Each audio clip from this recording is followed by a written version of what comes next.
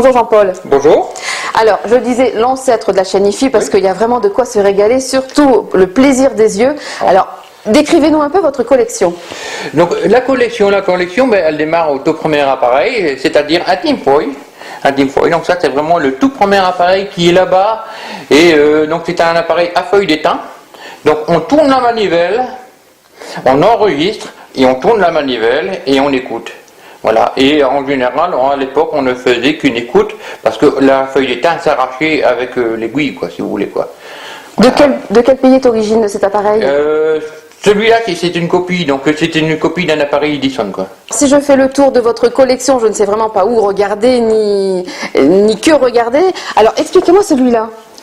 Celui-là, donc ça c'est un petit appareil français, donc la base était allemande, c'était Carrette qui fabriquait des petits fourneaux à cylindres à bas prix, hein, et celui-là donc est un modèle français puisque bon ils ont copié, hein, en gros, et donc on met un petit cylindre ici, hein, donc normalement il y a un pavillon comme ça qui revient dessus et ça fonctionne. Il est en quelle matière? C'est de la fonte. Et de la fonte avec une petite mécanique, genre mécanique d'horlogerie aussi dessus, quoi. Voilà. À côté, vous avez le modèle avec la sirène qui tient la lyre. C'est un modèle qui n'est vraiment pas courant. On va l'arrêter d'ailleurs.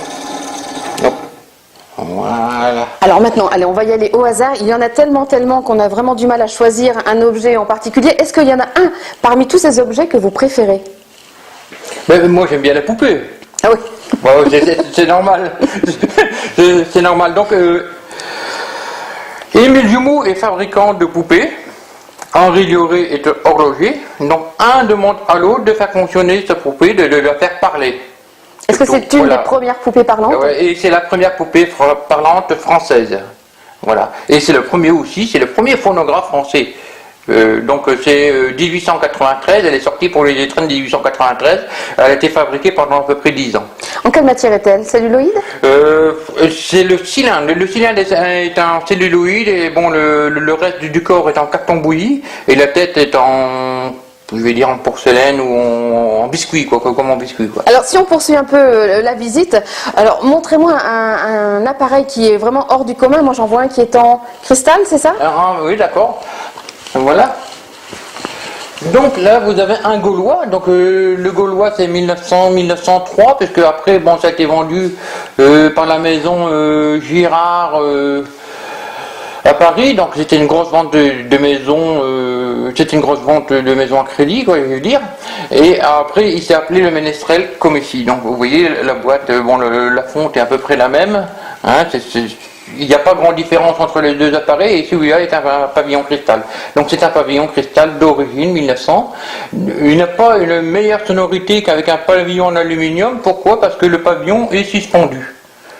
Donc automatiquement, ça coupe le son qu'on peut avoir sur un verre en cristal quand on donne un petit coup d'ongle. Voilà. Quel est le style de musique qu'on peut écouter? Des chansons d'époque? Des chansons d'époque, on pourra écouter un signe tout à l'heure sur là-bas, sur un Edison standard avec un grand pavillon, donc on aura une musique d'époque. Alors je trouve qu'il y a quand même certains appareils qui ont des points communs. Il y a du bois un petit peu partout. Il y a du bois. Du bois? Du bois autour des appareils. Oui, mais c'est normal, oui. Alors, quand je parlais de bois, justement, c'est parce que je voulais voir celui-ci. Celui-ci, mais tout à l'heure, on va revenir un peu parce que je vais vous montrer vraiment un appareil exceptionnel. Alors, on y va tout de suite. Stolbeck. La société Stolbeck était une grosse société de chocolat en Allemagne, où ils ont eu plusieurs médailles d'or, et ils ont fait des disques en chocolat, et la pub c'était mangez vos disques. Parce que l'enfant, après, il avait mangé son disque. Il est encore en chocolat? Voilà, et voici le disque en chocolat, donc d'origine. Donc ça, c'est 1903-1905. Et c'est du vrai chocolat? Oui, c'est du vrai chocolat, voilà. Ah, surprenant, hein? Oui, surprenant. Alors, cette pièce date de quand, vous m'avez dit? De 1903-1905. Est-ce qu'il existe beaucoup d'exemplaires? Il en existe, on en retrouve encore. On dirait même à la limite un jouet pour enfants? Oui, voilà, c'est ça. Et donc, le plateau qui est ici sert en même temps de boîte de réserve de chocolat. Donc, de disque, voilà. Alors, en pièces rares ici dans cette pièce, dites-moi un peu. En pièce rare ici dans cette pièce, bon, vous avez quand même une très belle pièce ici, puisque vous avez le poste de fumeur américain, c'est 1948, ça ne court pas les rues. Voilà. Avec l'originalité d'avoir un support pour pipe. Voilà, c'est ça. Donc vous avez le support pour pipe, vous avez l'emplacement pour mettre le tabac, vous avez l'emplacement pour mettre les cigares, et en supplément, vous pouvez écouter sa radio tranquillement. Il est bien installé dans son rocking chair, je veux dire. Mais étant donné qu'il y a plusieurs pipes, est-ce que c'est à usage pour une seule personne ou on pouvait trouver ça dans des bars? Là, vous me piégez. Alors, question suivante. Alors, celui-ci. Alors ça, c'est un orgue. C'est un orgue de fabrication allemande qui doit dater des années 70. On va passer un morceau si vous voulez bien. Un morceau récent? On va le démarrer au début. Voilà. Alors, quel genre de chanson vous pouvez trouver? Française, d'abord. C'est pas marqué en français. J'ai vu. Voilà, pardon. Voilà, on va fermer comme ça, il verra mieux.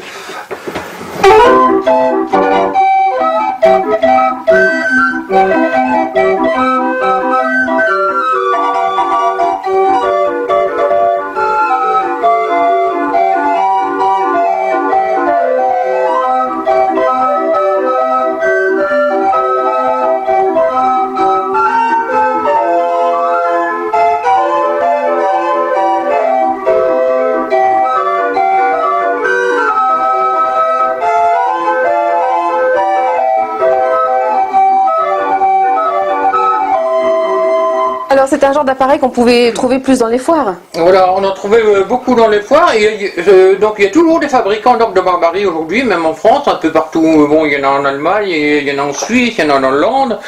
C'est courant, et bon, il y a des réunions de collectionneurs d'orgues, je veux dire, ils sont des centaines à se réunir, quoi, comme OG, etc., quoi. Alors, en général, avant, quand on avait un poste avec un que ce soit un phonographe ou autre, Oui. c'était pour écouter en famille? C'était pour toute la famille, oui.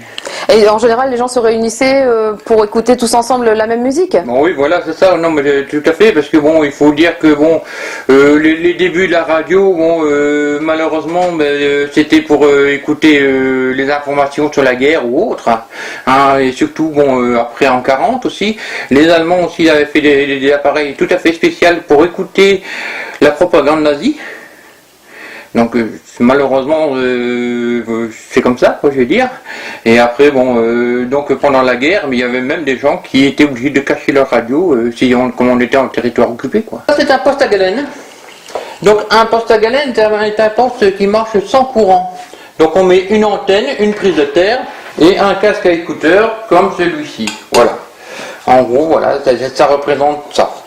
Mais dans le poste. Donc dedans, qu'est-ce qu'on a? On a le self comme ça. Voilà, on ne le verra pas, mais c'est pas grave. Voilà. À part que celui-ci est un peu plus sophistiqué, donc on peut rechercher des stations en jouant avec les deux boutons. Hein, puisque la self ici, qui est à l'intérieur, elle est beaucoup plus importante. Elle a plusieurs sorties de fil. Donc ce qui fait que ça permet de capter plusieurs ondes différentes. Voilà. Aujourd'hui, bon, il est toujours en état de fonctionnement, comme tout poste à galène. Malheureusement, c'est les longueurs d'onde qui ont changé. Donc, on a peut-être 2 ou 3 stations, mais bon, c'est pas facile, quoi. Mais on a quand même toujours il fonctionne quand même, quoi. Alors moi, On a quand même le plaisir de l'entendre fonctionner, donc avec un casque à écouteurs comme celui-ci. Voilà. Alors moi, ce serait mon coup de cœur parce que déjà, je le trouve super beau. On dirait un jouet pour enfants, Ah oui, oui. avec double porte, puisqu'on peut aussi bien ouvrir devant que derrière. Oui. Et c'était un poste qui était caché pour pas justement que les ennemis trouvent le poste et puis le confisquent, quoi. Tout à fait. Il était super bien caché et tout. Bon, c'était vraiment fait intelligemment, voilà. Hop, avec le système pour bloquer les portes, comme ça. Hop, et voilà. Magnifique. Et comme bon, à l'époque, on faisait beaucoup de jouets, de poupées, tout ce qui s'ensuit, parce qu'il y a énormément de petits meubles pour les enfants. Hein, et donc, il en avait profité pour le cacher là-dedans. Alors moi, il y en a un que j'aimerais voir et surtout entendre. C'est celui où on met une petite pièce, où on met un penny. Oui, d'accord, il n'y a pas de problème. Et là, donc, on passe à la boîte à musique. Je la remonte, malheureusement, il n'y a pas beaucoup de place. Et je mets la pièce. Voilà.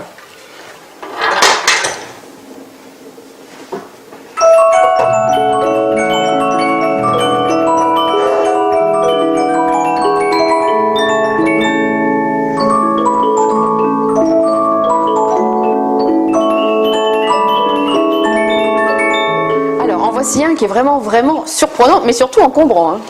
Oui, il est encombrant, c'est sûr, et c'est pour ça que la personne qui l'avait l'a vendu finalement. Parce que ce phono-là a été acheté à la base dans une salle de vente à Cassel en 1936 pour animer un bistrot à Vermouth. Et donc, il sert dans le bistrot pendant plusieurs années. Bon, la grand-mère de cette dame décède. Malheureusement, c'est comme tout le monde. Je veux dire, le phono est mal stocké, donc c'est pour ça qu'il y a des pavillons qui sont abîmés. Et après, elle le redescend à Cannes. Et aujourd'hui, donc, ce phono, il l'embête, il est trop grand. Il est trop grand, ses enfants n'en veulent pas. Elle veut se rapprocher de la mère, donc avoir un appartement plus petit. Mais donc, elle a mis le phono en vente. Il y a eu plusieurs amateurs, il y a eu des Allemands, il y a eu des gros marchands français d'ailleurs. Et ce qui fait que j'ai emporté l'offre, c'est parce que j'ai marqué que c'était pour un musée. Alors on dirait une fleur. Ah oui, il est superbe. Donc pour moi, c'est le tout premier phono de bistrot de chez Pathé. Pourquoi le premier? Parce que on reprend les bras des phonos normaux. Donc le petit bras, ils ont fait une rallonge et après seulement il y a la tête de lecture. Et après ils ont fait l'autre modèle avec un bras qui est beaucoup plus long qu'on peut voir le bas plus loin. Voilà, donc ce phono fonctionne, si vous voulez l'écouter. Oui. Ça sera avec plaisir, je pense. Naturellement, il faut remonter. Hein.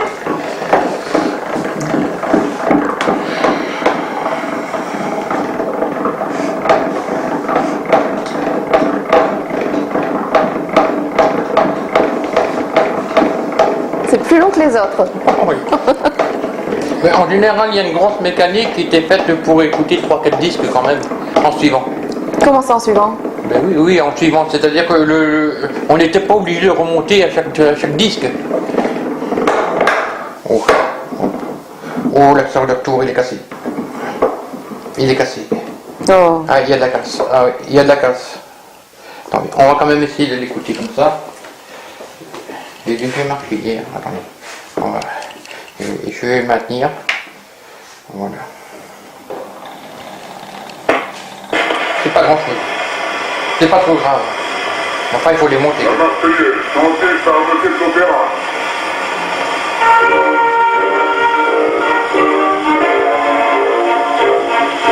Non, on l'a arrêté, c'est loupé. C'est loupé. Là, je vais être obligé de l'obtenir parce que c'est le ressort anti-retour qui est cassé. Il vient de casser. Donc c'est un tout petit ressort qui empêche justement la manivelle de... Et à démonter justement, ça va être long? Voilà, non, allez, je vais vous dire, allez, j'en ai pour une bonne heure, quoi. Le temps de démonter, de trouver le ressort qui va dessus, de le réparer, quoi. Mais d'où vous vient cette passion pour les phonographes, les postes? La passion, mais papa, c'est papa, quoi, parce que papa était bricoleur dans la radio, donc il a fabriqué des postes à galène, bon, il écoutait les postes de l'armée, bon, il écoutait les postes, les radiomoteurs. Et donc c'est parti de là, quoi. Voilà. Et bon, mais moi je trouvais que le phonographe était plus intéressant vu la beauté des appareils, et donc je me suis lancé dans le phonographe. Il y a longtemps que vous collectionnez? Oh, il y a une trentaine d'années. C'est pas terminé. Oh non, pas du tout, pas du tout, parce qu'il y a toujours des belles choses à trouver. Alors justement, là, il y a vraiment, vraiment beaucoup de postes. On n'a pas pu tout voir en détail, mais on aura l'occasion de vous revoir. Parce que vous avez un projet, lequel? Il y a un projet de musée, donc à Coussort. Donc un superbe projet, puisque ça sera le musée de la machine parlante. Je pense l'ouvrir au printemps prochain. Mais j'ai fait tout mon possible, en tout cas, pour qu'il soit ouvert pour le printemps prochain. Alors on se donne rendez-vous au printemps prochain. Ah oui, il n'y a pas de problème. Merci Jean-Paul.